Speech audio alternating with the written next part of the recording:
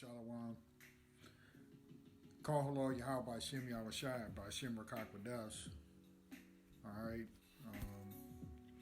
Giving all praise to the Most High Yahweh Shem Yahushai by Shem Rakakwadas. This is your brother Atazawan Bael. I'm bringing a short lesson. And it's going to be on this story here of this Brooklyn pastor, right? Now, I watched the lesson that the Apostle Tahar put up early this morning, and I'm just getting around and doing my commentary on this story. I know other brothers have gone in on this story already, so I just figured I'd just do a short lesson on it myself. Okay, and this is from CNN, and it reads, Brooklyn pastor says he and his wife were robbed of more than $1 million in jewelry while preaching.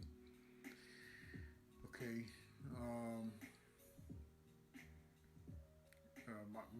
my first thought is, if you so-called a preacher, in which he's not preaching the truth. This man doesn't know anything about the truth, and you know how Esau is anyway. If you got any dirt on you, he's gonna spill it out on you. You know, they say this man did 5 years in the pen for, I forget what they said the crime was, but anyway, my first question is, why are you wearing $1 million worth of jewelry? Especially around a bunch of poor parishioners, a bunch of poor people. Poor in spirit, poor in mind, and poor in the pocket. Okay, why are you wearing $1 million? But I guess that's neither here nor there.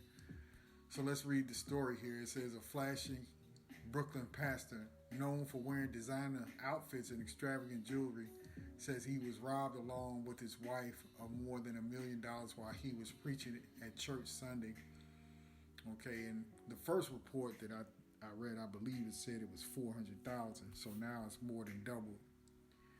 In which I got my own theory behind it. Doesn't necessarily mean I'm right. Just some thoughts that I had concerning this story. This story just really is not adding up to me. But going on further, it says police say they received a report that 3 people entered the leaders of Tomorrow Church Sunday with firearms and removed the jewelry from Pastor Lamore Miller Whitehead, who goes by Bishop, and his wife were wearing. Police noted the investigation is ongoing. I'm sure. Going on, part of the reported incident was captured on video from inside the church. A portion of the live stream was obtained by CNN affiliate WCBS before it was removed, and shows at least one perpetrator holding a gun on the pastor interrupting the sermon. Okay. Then it goes on to pretty much what happened. He gives his account of what happened. And this goes on to say, Whitehead said there were gunmen with firearms raised to deacons at the door as well. There were about 20 to 25 congregants present, police said. My church is traumatized, Whitehead said. Okay. I seen a little bit of the clip, and while he was up there at the pulpit, there seemed to be somebody that was sitting right along his right side on our left side as we watch it, that didn't even flinch, that didn't even move. Okay, I mean, he had no reaction whatsoever. That's just something I observed. All right, going on, it says NYPD said they received a report that the suspect took more than $1 million worth of jewelry and then fled the location on foot. They reportedly entered a white Mercedes-Benz vehicle and were seen traveling eastbound on Avenue D, police said. All right. Pastor highlights ties to Mayor Eric Adams, and that's really about nothing. Just a connection that he had in the city. But anyway, this pastor is known for riding around Canarsie, Brooklyn in a Rolls Royce. And I think this fella is relatively young. He might be in his early 40s. But anyway, to me, If it's real, he's just a charlatan. Okay, we get that word right here, charlatan, and it says a person falsely claiming to have a special knowledge or skill, a fraud, a self-confessed con artist, and charlatan. Okay, and that's pretty much what he looks like to me from the way it sounds. All right, just somebody, some ex-con using, or let's say misusing the gospel for his own lucre's sake.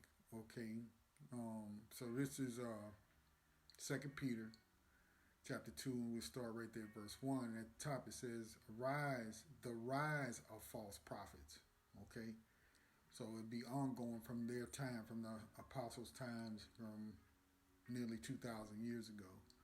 So we'll read a couple of verses here. Okay, it says, 2 Peter chapter 2, verse 1, "But there were false prophets also among the people, even as there shall be false teachers among you." And when we read these scriptures, as it said, even in their days, the scriptures were what? Those scriptures that were written aforetime were for our learning. As these scriptures that we read now, all of the book really. But when you look at these letters that the apostles were writing back and forth to all these different churches, this stuff was written for us today. Okay, so it applies today. All right. "But there were false prophets also among the people, even as there shall be false teachers among you, who privily shall bring in damnable heresies, even denying the Lord that bought them, and bring upon themselves swift destruction. And many shall follow their pernicious ways." And when you're in the congregation of the dead, you'll remain in the congregation of the dead, okay? Unless the Lord gives you this light, okay? He gives you the spirit to see that these people that they're listening to, these so-called pastors, don't possess the living water, okay? They don't understand these scriptures, all right? "And many shall follow their pernicious ways, by reason of whom the way of truth shall be evil spoken of." And you'll tell them about this truth like this, and that dude will cuss you out more than likely. All right. Verse 3, "And through covetousness," right? Covetousness, the love of material things, the love of something more than the love of the Most High, okay? That you covet. You covet. Men covet other people's possessions, okay? Which is wickedness. "And through covetousness shall they with vain words make merchandise of you." And that's what goes on in these big churches. You got a pastor who's riding around in a Rolls Royce, and he and his wife are wearing $1 million worth of jewelry, and you're sitting there in that congregation, and you don't know how you're going to pay your rent or keep your lights on. Something is definitely wrong. Okay? "And through covetousness shall they with vain words make merchandise of you, whose judgment now of a long time lingereth not, and their damnation slumbereth not." Okay? The proverbial, they got hell to pay, okay, for taking advantage of the poor, of the meek. All right? So this is Matthew 6:24. "No man can serve two masters, for either he will hate the one and love the other, or else he will hold to the one and despise the other. Ye cannot serve the Most High and mammon." Okay, so let's go into this word, mammon, if we can get to it.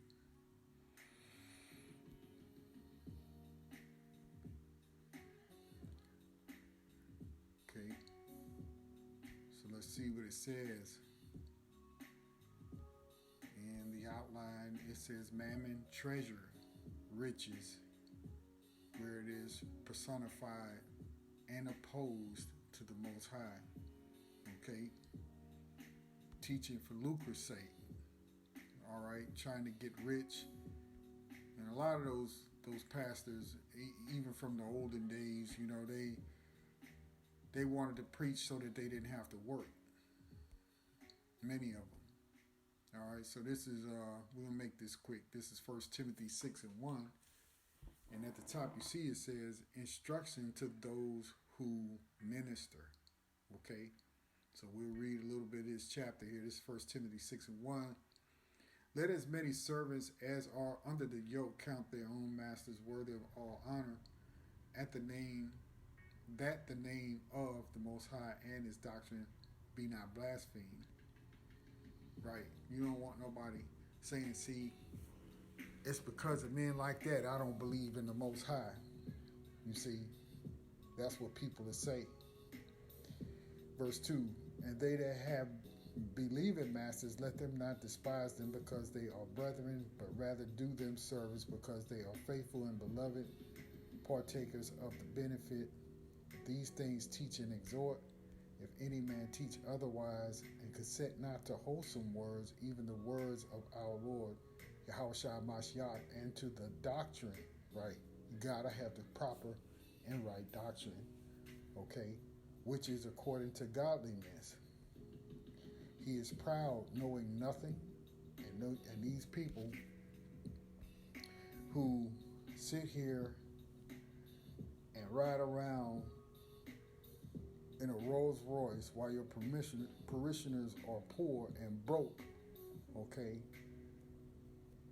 Oh man, you got something coming to you, okay?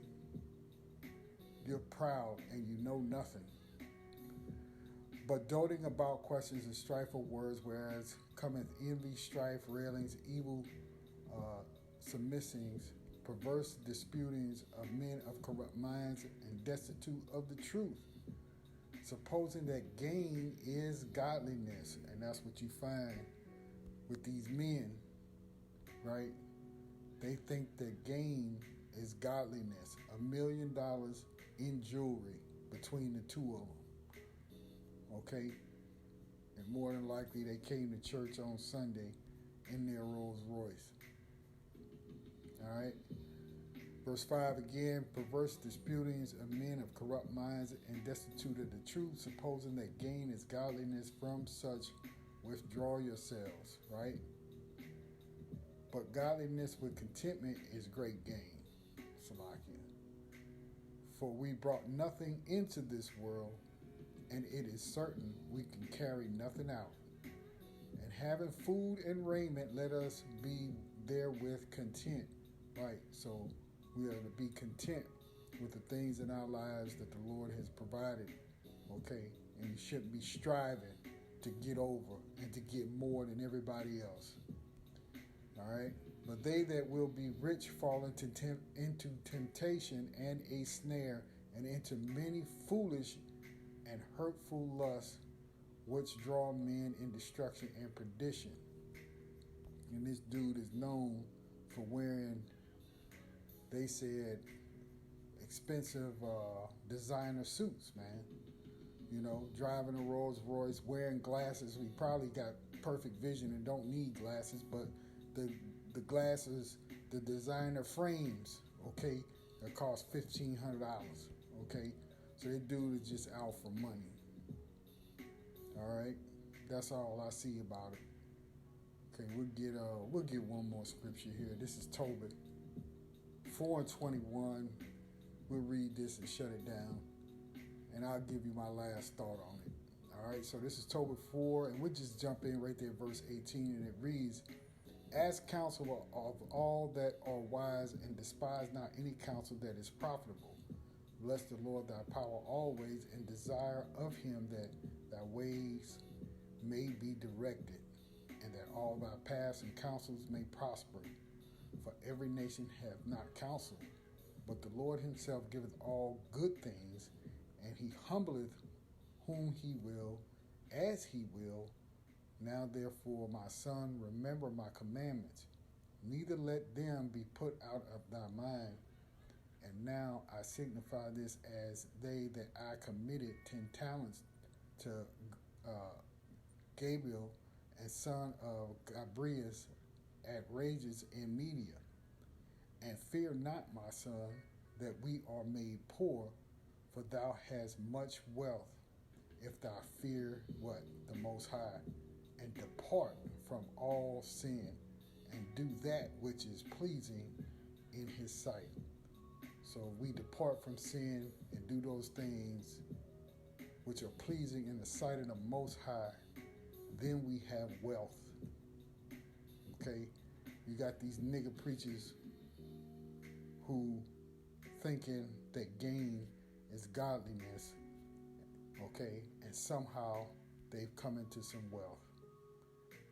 Now, my personal thought, which as a man, it doesn't mean anything, okay. I think the dude is wanting more attention on himself because he had some attention before for his connection to city politics. He just tried to get some dude who killed some people on the train, get him released. So this dude is I think he's trying to raise himself up. And I wouldn't be surprised if this was some kind of fake ass robbery, okay? And you're gonna scam the insurance company for your $1 million, okay? And you're gonna try to make a name for yourself. That's just my personal thought, okay? I'm not saying that's the case, but something about it is real fishy, all right? But in any event, you can learn from this because this tells you that these preachers in these churches ain't no damn good, okay? So that's my little commentary on it, you know. Lord willing, you know, those that watch this video, if you heard the scriptures, you can go back and read the scriptures and you can gain something from it. And beware of these kinds of men, okay? These men are not serving the Most High, all right? So I'm going to leave it right there. We give all praise to the Most High, Yahweh, Ba'ashem Yahweh Shai, Ba'ashem Rakakwadash. Double honor to the apostles and elders of Great Millstone. Shalom to the hopeful elect. I'll see you all again real soon with another lesson, Lord willing. Shalom.